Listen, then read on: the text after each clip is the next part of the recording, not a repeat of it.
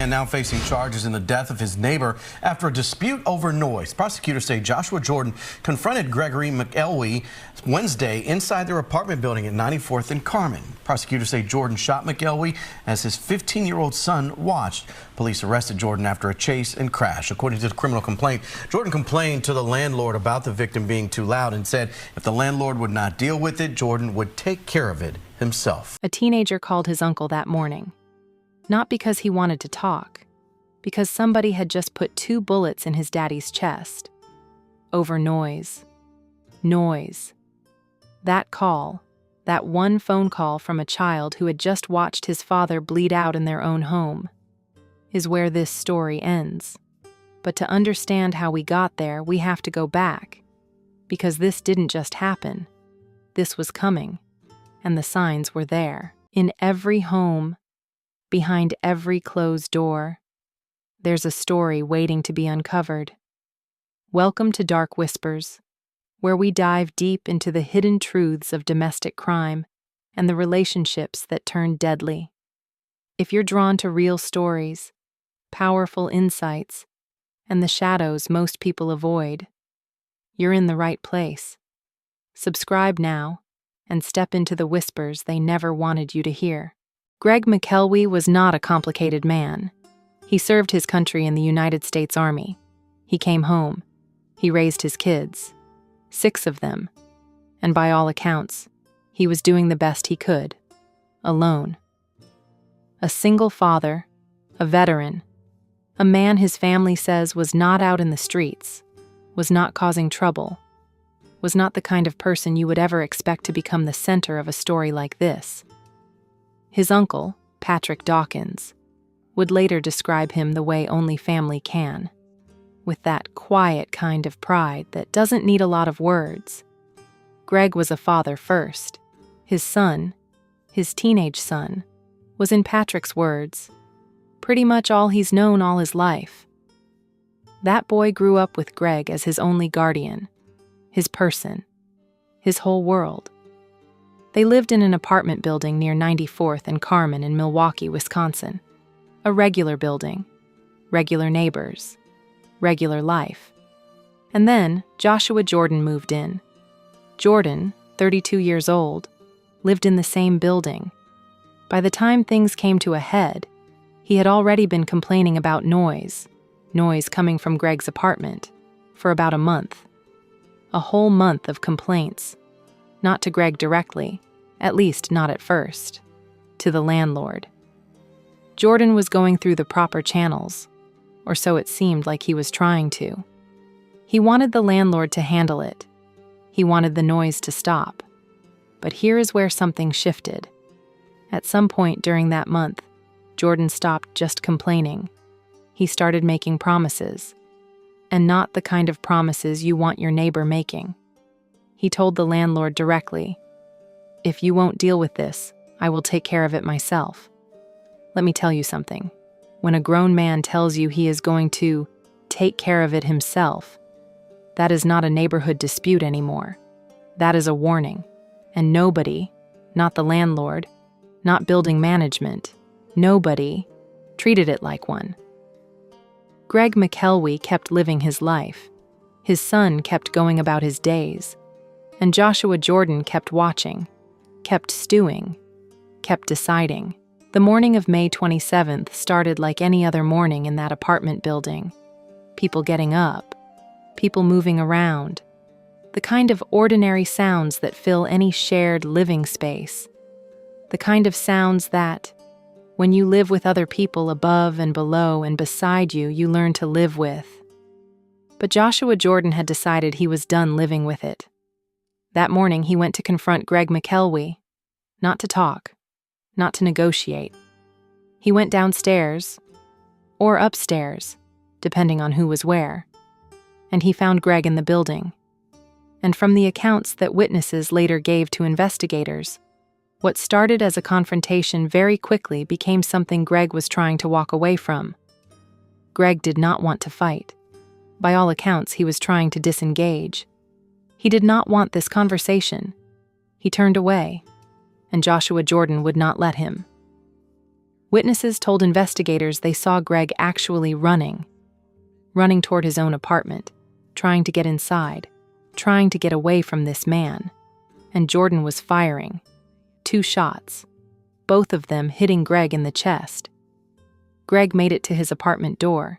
He got inside, but his son was already in there.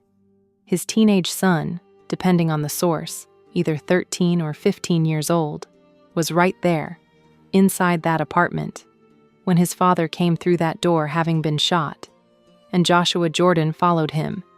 He kicked the door open. He came into their home.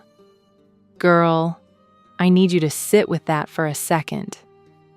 This man shot someone's father in a hallway, watched him run into his own apartment, and then kicked the door down to follow him inside, in front of a child. What happened next is the part that will stay with you. That boy, that teenager who had just watched his father get shot, pushed Joshua Jordan out of their apartment. He moved fast. Patrick Dawkins later described it exactly the way the boy told it to him. He said he did it so fast he caught the guy off guard. So by the time he could respond, he had the door closed and locked. A child saved his own life that morning by being faster than the man who had just killed his father. He slammed the door. He locked it. And then he looked at his dad. Greg McElwee had been shot twice in the chest. He was gone. The boy called his uncle, and then he called 911. Within minutes of that 911 call, police were at the apartment building on 94th and Carmen. They taped off the building. They taped off the parking lot. The whole scene locked down while neighbors watched from wherever they could find a window to look out of. But the man who did this was already gone. Witnesses at the scene told officers they had seen someone speeding away from the building before the police even arrived. A black Audi sedan, moving fast, putting distance between itself and what had just happened inside that hallway. Joshua Jordan was not waiting around to face what he had done. He ran. And so, less than an hour after Greg McElwee was shot dead in his own home, Milwaukee police had a body, a grieving child, a building full of witnesses, and a suspect somewhere out there in the city. What came next was 5 miles of chaos. Officers picked up Jordan's trail and the chase was on, moving fast through city streets, weaving through traffic. A black Audi with a man inside who had just taken a life and clearly had no intention of answering for it. Not yet, anyway. The chase covered roughly 4 to 5 miles before it ended, the only way high-speed chases ever really end. Wauwatosa, Capitol Drive, construction barrels, traffic cameras near 124th and Capitol captured the whole thing. The Audi hit the construction barrels and folded against a wall, mangled, done, going nowhere. Officers moved in fast. They yanked Joshua Jordan out of that car, and just like that, the chase was over. Less than an hour. That is all the freedom he bought himself. Less than 1 hour between pulling that trigger and being pulled out of a wrecked car on the side of the road. Back at the apartment on 94th and Carmen, investigators were piecing together exactly what had happened. The bullet hole in the hallway wall was still visible, a single permanent mark in the plaster that told part of the story without anyone having to say a word. Officers documented the scene, collected what they needed, and began talking to everyone who had seen or heard anything that morning, and there was no shortage of witnesses. Multiple people in that building had seen Jordan confront Greg. They saw Greg try to run. They saw Jordan fire. They saw Greg make it to his apartment door. And at least one witness watched Greg run inside and shut the door behind him, not realizing in that moment that he had already been hit. The criminal complaint that investigators would later build their case around painted a very specific picture. This was not a snap decision made in a moment of rage. Jordan had been building toward this for a month. The landlord complaints, the threats, the warning that he would handle it himself if nobody else did. Every piece of it documented. every piece of it pointing in one direction. And right there in the middle of all of it was a teenage boy who had seen everything. Investigators spoke to Greg's son, and what that child described, calmly because children who have been through trauma often go very quiet, was the sequence of events exactly as the witnesses outside had described them. His dad had answered the door. They were talking. It was getting heated. His dad tried to end it, tried to pull back from whatever Jordan was pushing toward. Then the shots. Then his dad running, coming through the door, Jordan kicking it back open. The boy moving on instinct, pushing Jordan out, getting the door closed, getting it locked, and then realizing his father wasn't getting up. Moving on, because we have to, because sitting in that apartment with that boy is almost too much to carry. Investigators built their case, and the charges came quickly. Yeah, Derek, take a look at this. You can still see the lone bullet hole in the wall here. This is where we're told the shooting occurred. Family tells us that the victim's teenage son had to watch his father lose his life today. Wauwatosa traffic cameras near 124th and Capitol Drive show the frantic end of a Wednesday morning police chase and crash. Officers yank a 29-year-old out of a black Audi, the sedan sitting mangled against a wall.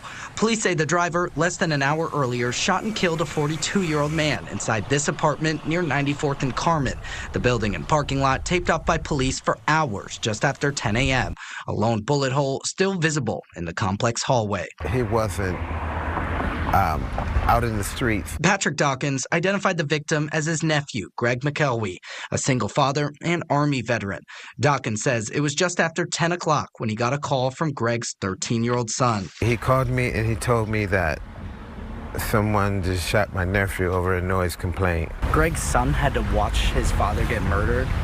Yes. My nephew answered the door and they were talking, and I guess it was escalating. And my nephew didn't want to talk to the guy anymore or something. And he fired 2 shots into his chest.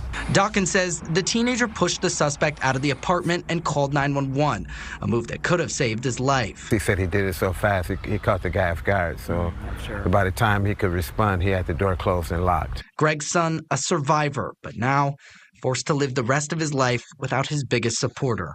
He's pretty much all he's known all his life. What do you say to a child who's lost his only guardian? Joshua Jordan was charged with first-degree intentional homicide, first-degree recklessly endangering safety, and operating a motor vehicle to flee or elude an officer. 3 charges, the most serious of them carrying the weight of a life taken on purpose, not by accident, not in the heat of a moment that nobody could have predicted, but after a month of grievances, a direct threat to a landlord, and a decision to walk down that hallway with a gun. In court, his bond was set at $350,000. A preliminary hearing was scheduled. The recklessly endangering safety charge was not just about what happened in that hallway. Jordan had fired shots in a space where other people lived, where children move through every day, where anyone could have been in that hallway at the wrong moment. The law saw that. The charge reflected it. What the courtroom testimony ultimately confirmed was what the witnesses in the criminal complaint had already made clear. Jordan had warned the landlord. The landlord had done nothing, and Greg McElwee, a man who had served this country, who was raising his children alone, who by every account was living a quiet life in that building, paid for that inaction with everything he had. That is the part that stays with you when you sit with this case long enough. It was not a secret. Jordan had said out loud what he was going to do, and the system that should have caught that, the landlord, the building, someone, did not move fast enough, or at all. Patrick Dawkins stood outside that apartment building and said something that has stayed with me since I first came across this case.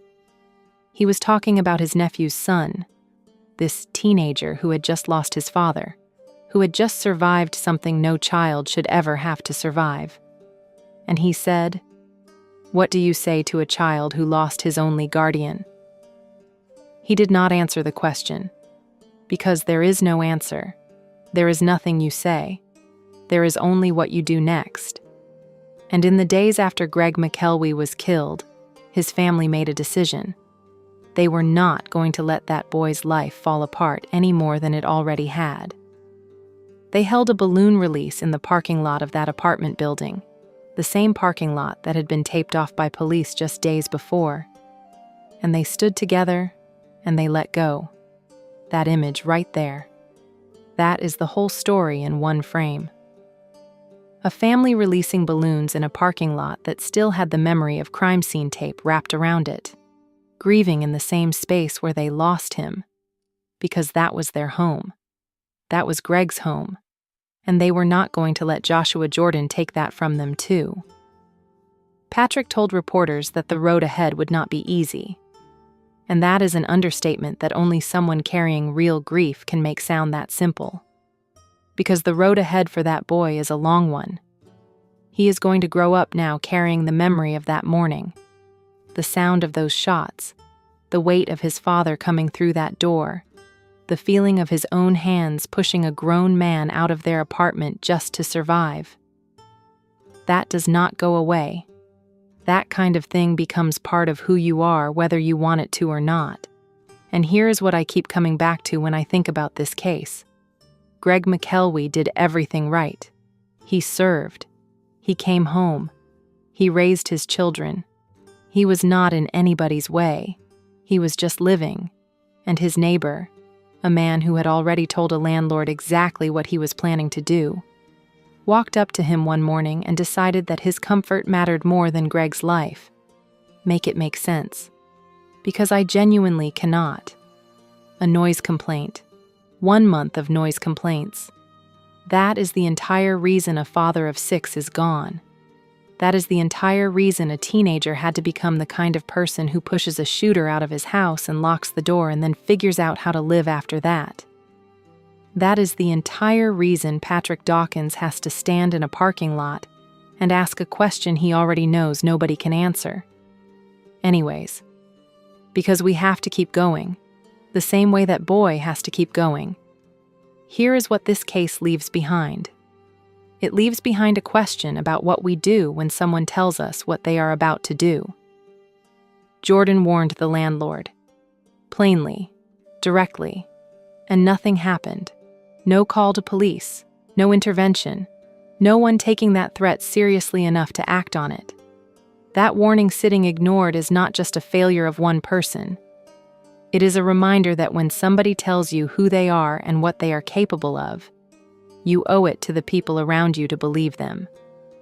It leaves behind a boy who saved his own life at an age when his biggest concern should have been school and friends and what he wanted to be when he grew up. Instead, he is going to spend the rest of his life knowing that he had to be brave in a moment that no child should ever face.